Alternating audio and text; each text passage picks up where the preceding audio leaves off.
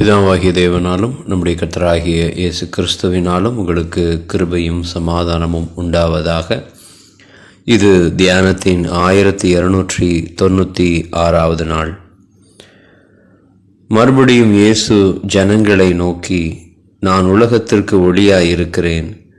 என்னை பின்பற்றுகிறவன் இருளில் நடவாமல் ஜீவ ஒளியை அடைந்திருப்பான் என்றார். ஆம், கர்த்தராகிய இயேசு கிறிஸ்துவை பின்பற்றுகிறவர்கள் ஜீவ ஒளியை அடைந்திருப்பார்கள். ஏனென்றால் அவர் இந்த உலகத்திலே வந்த எந்த மனுஷனையும் பிரகாசிப்பிக்கிற ஒளியாக வந்தார்.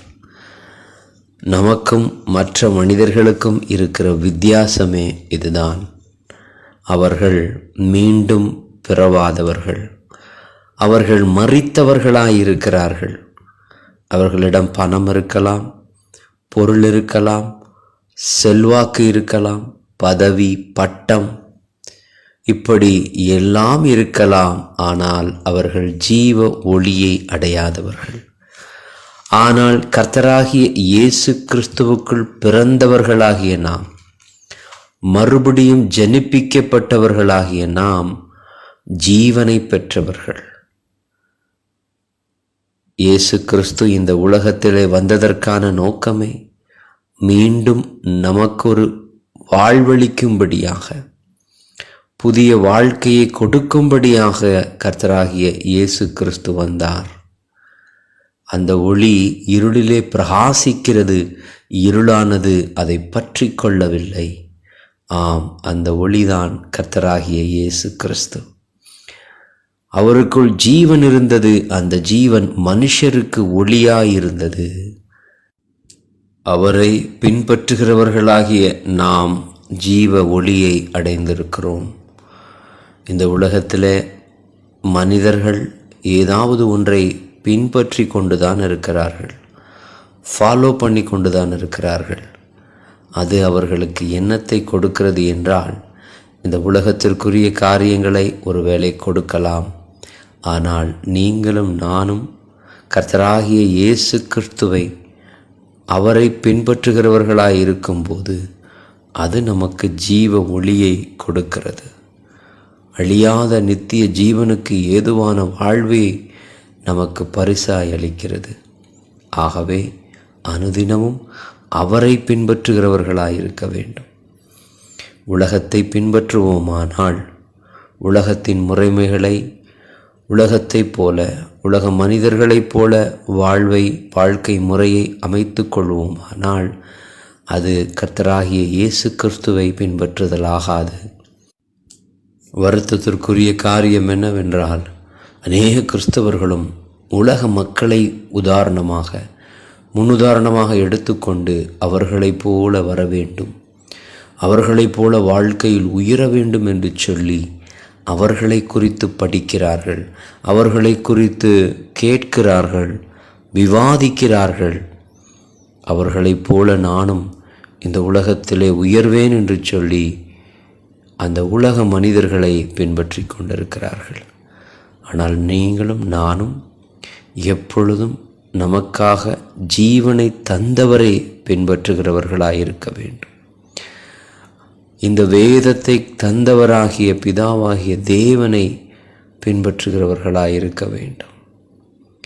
நம்முடைய பின்பற்றுதல் நமக்கு உலகத்திற்குரிய ஆசீர்வாதங்களை தருவதை காட்டிலும் நித்திய ஜீவனை தருவதுதான் மிகப்பெரிய ஆசீர்வாதமாய் இருக்க முடியும்.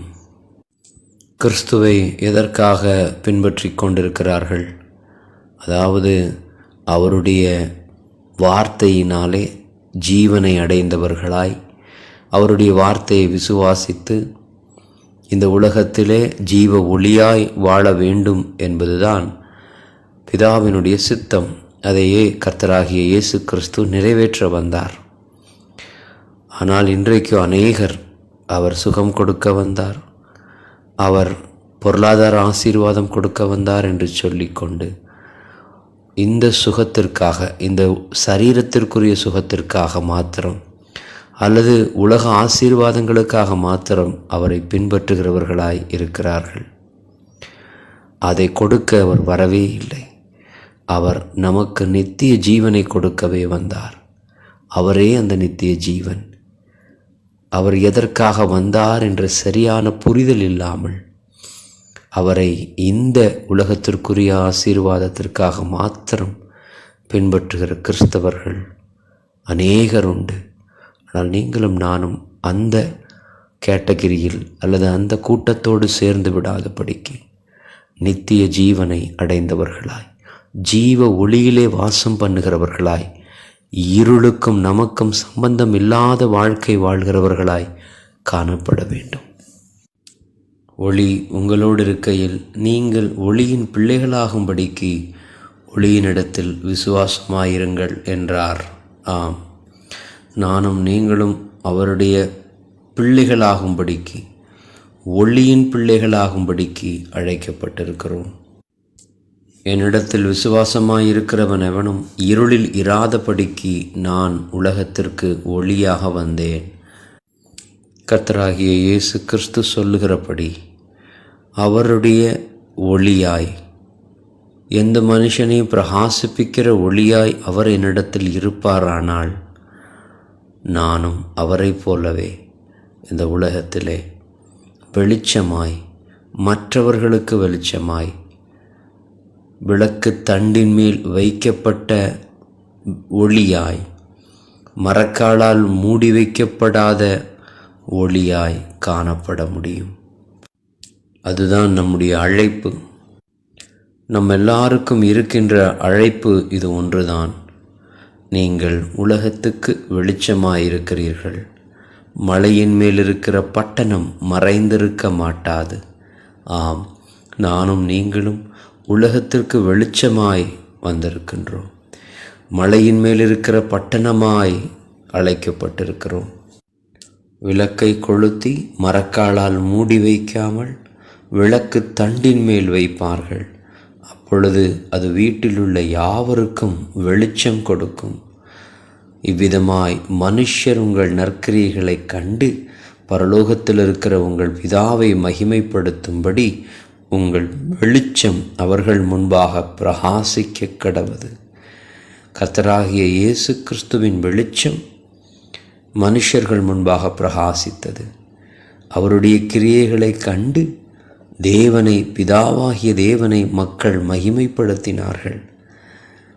அதை போலவே, அவரை போலவே நாம் வாழும்படியாக, அவரை போலவே கிரியை செய்யும்படியாகவே அவர் நமக்குள் வெளிச்சமாய் வந்திருக்கிறார்.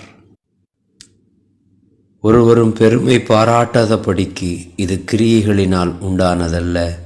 ஏனெனில் நற்கிரியைகளை செய்கிறதற்கு நாம் கிறிஸ்து இயேசுவுக்குள் சிருஷ்டிக்கப்பட்டு தேவனுடைய செய்கையாயிருக்கிறோம். ஆம், தேவனுடைய செய்கையாய் இருக்கும்படியாகத்தான் கர்த்தராகிய இயேசு கிறிஸ்துவுக்குள் சிருஷ்டிக்கப்பட்டிருக்கிறோம்.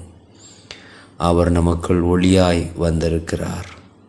இந்த ஒளி ஜீவ ஒளி, ஜீவனை தருகின்ற ஒளி.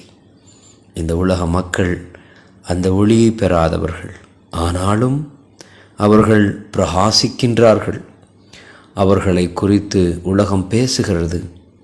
அதை காட்டிலும் அதிகமாய் நம்மை குறித்து பேசும்படியாக நாம் இந்த உலகத்திலே நற்கிரியைகளை செய்கிறவர்களாய், நம்முடைய கிரியைகளினாலே அவர்கள் பிதாவை மகிமைப்படுத்தும்படியாக நாம் ஒளிக்குள்ளாக வந்திருக்கிறோம். இது ஜீவ ஒளி, ஜீவனுக்கு ஏதுவான ஒளி. கர்த்தராகிய இயேசு கிறிஸ்து விபச்சாரத்திலே கையும் மெய்யுமாய் பிடிக்கப்பட்ட அந்த ஸ்திரீயை நோக்கி கேட்ட கேள்வி என்ன? உன்மேல் குற்றம் சாட்டினவர்கள் எங்கே? ஒருவனாகிலும் உன்னை ஆக்கினிக்குள்ளாக தீர்க்கவில்லையா என்றார். அதற்கு அவள், இல்லை ஆண்டவரே என்றாள். இயேசு அவளை நோக்கி, நானும் உன்னை ஆக்கினிக்குள்ளாக தீர்க்கிறதில்லை. நீ போ, இனி பாவம் செய்யாதே என்றார். மறுபடியும் இயேசு ஜனங்களை நோக்கி, நான் உலகத்திற்கு ஒளியாயிருக்கிறேன். என்னை பின்பற்றுகிறவன் இருளிலே நடவாமல் ஜீவ ஒளியை அடைந்திருப்பான் என்றார். ஆம், நாம் ஜீவ ஒளியை அடைந்திருக்கும்படியாக பாவத்தை விட்டு விலகி இனி பாவம் செய்யாத வாழ்க்கை வாழும்படியாக அவர் ஜீவ ஒளியாய் வந்தார். அந்த ஜீவ ஒளியிலே நாம் நிலைத்திருக்கும்படியாக அனுதினமும் அவரை பின்பற்ற வேண்டும். இந்த செய்தி அந்த ஸ்திரீக்கும் அங்கே கூடியிருந்த ஜனங்களுக்கு மாத்திரமல்ல, நமக்குமான செய்தி. ஆம், நாம் இருளிலே நடவாதபடிக்கு ஜீவ ஒளியை அடைந்தவர்களாய் காணப்படும்படியாகவே கர்த்தராகிய இயேசு கிறிஸ்து இந்த உலகத்திலே வந்தார். அவரை நாம் பற்றி கொண்டு ஒவ்வொரு நாளும் அனுதினமும் அவரை பின்பற்றுகிறவர்களாய் காணப்பட வேண்டும். உலகத்து மனிதர்களுடைய ஸ்டைல், உலகத்து மனிதர்களுடைய பேச்சு, அவர்களுடைய பழக்க வழக்கங்கள், இவைகளை பின்பற்றுகிறவர்களாய் அல்ல, நம்முடைய முழு வாழ்க்கையும் அவரை பிரதிபலிக்கும்படியாக அவரையே பின்பற்ற வேண்டும். நாம் யாரை பின்பற்றுகிறோமோ அவர்களையே நாம் பிரதிபலிப்போம். அது உலகமாயிருந்தால் உலகத்தை பிரதிபலிப்போம். அது கர்த்தராகிய இயேசு கிறிஸ்துவாய் இருப்பாரானால் அவரையே நாம் பிரதிபலிப்போம். அவரை பிரதிபலிக்கும்படியாகத்தான் அவர் ஒளியாக நமக்குள்ளே வந்திருக்கிறார். அவரை பிரதிபலிக்கும்படியாகத்தான் நாம் அவருக்குள் சிருஷ்டிக்கப்பட்டிருக்கிறோம். மலையின் மேல் இருக்கிற பட்டணம் நாம் தான். கர்த்தராகிய இயேசு கிறிஸ்துவை தொடர்ந்து பின்பற்றுவோம். இந்த உலகத்திற்கு வெளிச்சமாய் வாழ்வோம். தொடர்ந்து இணைந்திருப்போம். கிறிஸ்துவுக்குள் வளருவோம். ஜெபிப்போம். அன்பின் பிதாவே, நாங்கள் ஒவ்வொரு நாளும் உம்மை பின்பற்றுகிறவர்களாய், உம்முடைய குமாரனை பின்பற்றுகிறவர்களாய், இந்த வாழ்க்கைக்குரிய ஆசீர்வாதங்களை அல்ல, இந்த வாழ்க்கைக்குரிய தேவைகளை அல்ல, மறுமைக்குரிய ஆசீர்வாதங்களையும் மறுமை ராஜ்யத்தை அடையும்படியாக நாங்கள் எப்பொழுதும் கிறிஸ்துவை பின்பற்றுகிறவர்களாய், அவரை பிரதிபலிக்கிறவர்களாய் காணப்படும்படியாக அவரையே தொடர நீர் எங்களுக்கு உதவி செய்கிறதற்காய் உம்மை நன்றியோடு ஸ்தோத்திரிக்கிறோம். எங்களை மீண்டும் பிறப்பித்தவரே உம்மை நன்றியோடு ஸ்தோத்திரிக்கிறோம். இந்த வாய்ப்புக்காய், இந்த ஜனனத்திற்காய், இந்த மறுபிறப்பிற்காய் உம்மை நன்றியோடு ஸ்தோத்திரித்து இயேசுவின் நாமத்தில் ஜெபிக்கிறோம் பிதாவே. ஆமென்.